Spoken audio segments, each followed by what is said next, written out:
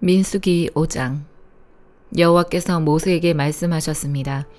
이스라엘 백성들에게 명령해서 나병 환자나 유출병이 있는 사람이나 시체로 인해 부정하게 된 사람을 모두 진 밖으로 내보내게 하여라. 남자든 여자든 가리지 말고 내보내라. 그들을 진 밖으로 내보내라. 그래서 내가 그들과 함께한 진을 더럽히지 않게 하여라. 이스라엘 백성들은 그렇게 했습니다. 그들이 그런 사람들을 진 밖으로 내보냈습니다. 여호와께서 모세에게 명하신 대로 이스라엘 자손들이 했습니다. 여호와께서 모세에게 말씀하셨습니다. 이스라엘 자손에게 말하여라. 남자든 여자든 누구에겐가 어떤 방식으로든 잘못을 저질러 여호와께 신실하지 못하게 되면 그 사람은 죄가 있으니 자기가 저지른 죄를 고백해야 한다. 그는 자신이 해를 끼친 것의 가치에 5분의 1을 더해 해를 끼친 사람에게 돌려주어야 한다. 만약 그 사람이 그 잘못에 대한 보상을 받을 만한 가까운 친척이 없다면 그 보상은 여호와께 돌아가 제사장에게 속하게 된다. 그는 속죄를 위해 순양을 더해 그것을 제사장에게 바치고 제사장이 그를 위해 그것으로 속죄할 것이다. 이스라엘 백성들이 제사장에게 가져오는 모든 거룩한 예물들은 다 그의 것이 된다. 각 사람이 준비한 거룩한 예물은 다 각자의 것이지만 제사장에게 드린 것은 제사장의 것이 된다. 여호와께서 모세에게 말씀하셨습니다. 이스라엘 자손에게 말해 일러라. 만약 어떤 사람의 아내가 탈선해 남편을 배반하고 다른 남자와 잠을 자서 그녀가 자신을 더럽혔는데도 그 남편의 눈에 띄지 않고 그 일이 감추어졌으며 아무 증인도 없고 그 여자도 현장에서 잡히지 않은 일이 일어났다고 하자. 그 남편이 질투심이 생겨 아내가 스스로를 더럽혔다고 의심하거나 혹은 아내가 실제로는 부정하지 않는데도 남편이 질투심 때문에 의심한다면 그는 자기 아내를 제사장에게 데려가야 한다. 그는 그녀를 위한 제물로 보릿가루 10분의 1 에바를 제물로 바쳐야 한다. 그러나 거기에 기름을 부어서도 안 되고 향을 첨가해서도 안 된다. 왜냐하면 그것은 질투의 제물이며 죄악을 생각나게 만드는 기억의 곡식 제물이기 때문이다. 제사장은 그 아내를 데려다가 여호와 앞에 세운다. 그리고 제사장은 거룩한 물을 질그릇에 담고 성막 바닥에 있는 흙을 가져다가 물에 넣는다. 제사장은 그 여자를 여호와 앞에 세우고 난 후에 그 머리를 풀게 하고 생각나게 하는 곡식 제물, 곧 질투의 곡식 제물을 그 여자의 손에 준다. 그리고 그는 저주를 내리는 쓴 물을 자기 손에 든다. 제사장은 그 여자에게 맹세를 시키면서 말한다. 네가 남편을 두고도 부정을 저질러서 다른 사람과 잠을 잔 일이 없다면 네가 이 저주를 내리는 쓴물로 인해 해를 당하지 않을 것이다. 그러나 네가 네 남편을 두고도 부정을 저질러서 다른 사람과 잠을 자 자신을 더럽힌 적이 있다면 여기서 제사장은 그 여자에게 저주의 맹세를 하게 해야 한다. 여호와께서 네 허벅지가 마르게 하시고 네 배가 부어오르게 하셔서 너로 하여금 네 백성들 가운데서 저주거리가 되게 하실 것이다. 이 저주를 가져오는 물이 네 속에 들어가 네 배를 붓게 하고 네 허벅지를 마르게 하리라. 그러면 그 여자는 아멘 아멘이라고 말해야 한다. 제사장은 이 저주들을 두루마리에 쓴 다음에 그 쓴 물로 씻는다.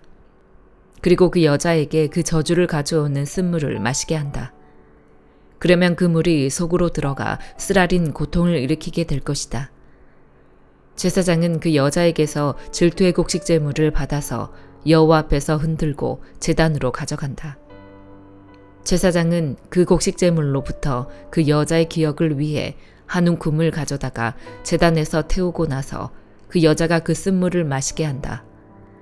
그가 그 여자에게 마시게 했을 때 만약 그 여자가 자기 남편을 배반하고 자신을 더럽혔다면 그 저주를 가져오는 물이 속에서 쓰라린 고통을 일으킬 것이며 배가 붓고 허벅지가 마르게 될 것이며 그 여자는 자기 백성들 가운데서 저주거리가 될 것이다. 그러나 만약 그 여자가 스스로를 더럽힌 적이 없고 정결하면 아무런 해를 입지 않을 것이며 아이를 가질 수 있게 될 것이다. 이것은 질투에 대한 법으로서 여자가 탈선해 남편을 배반하고 자신을 더럽혔을 경우에 적용된다. 혹은 남자가 질투심이 일어 자기 아내를 의심할 때에 적용된다. 제사장은 그 여자를 여호와 앞에 세우고 이 법을 모두 시행해야 한다. 그 남편은 죄로부터 깨끗하게 될 것이지만 그 아내는 자신의 죄값을 치러야 하기 때문이다. 시편 39편.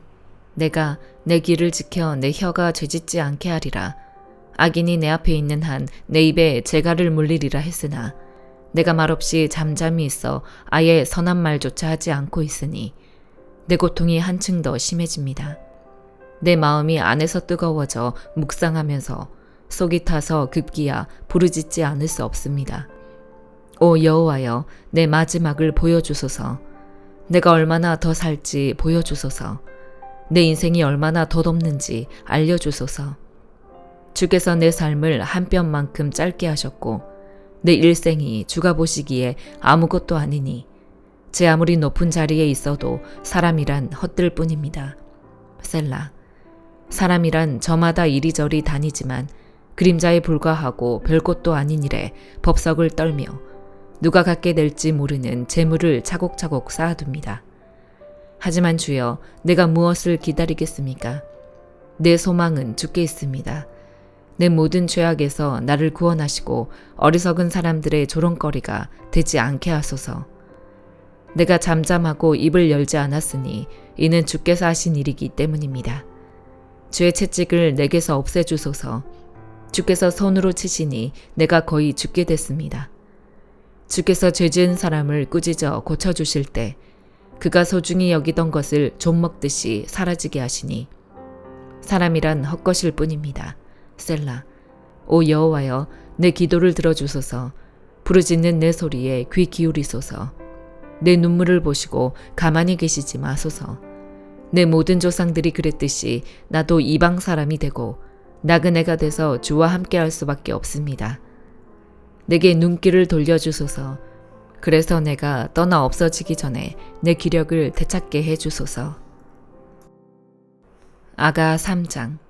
밤마다 나는 내 침상에서 내 마음 깊이 사랑하는 그분을 찾습니다.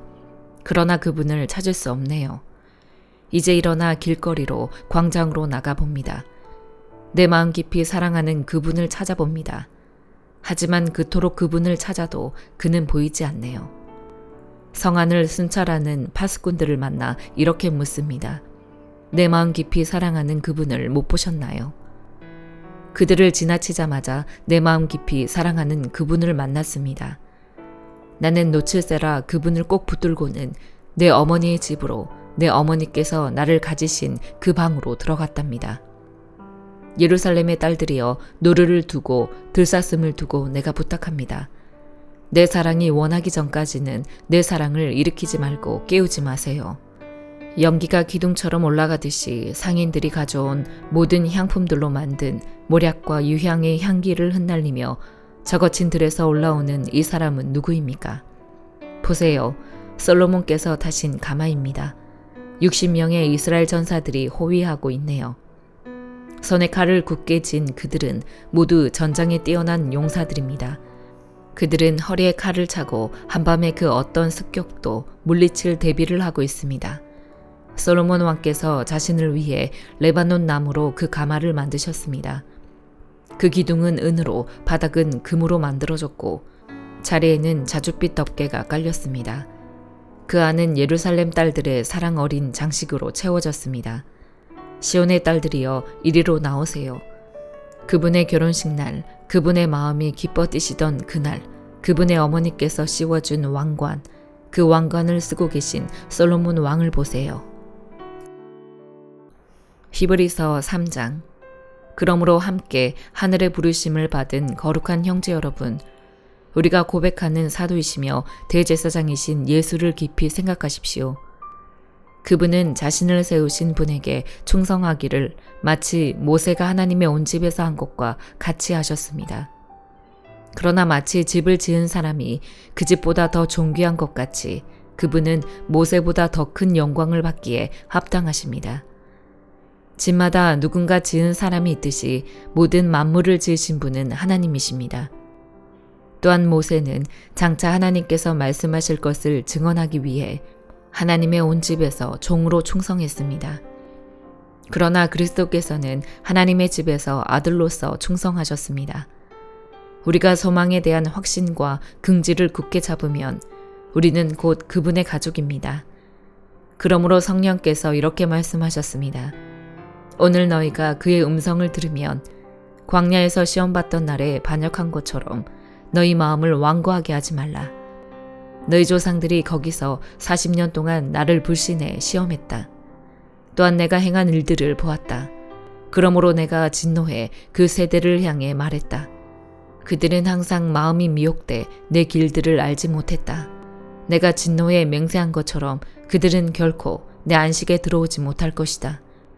형제 여러분, 여러분 가운데 누구든지 살아계신 하나님을 떠나려는 악한 불신의 마음을 품지 않도록 조심하십시오.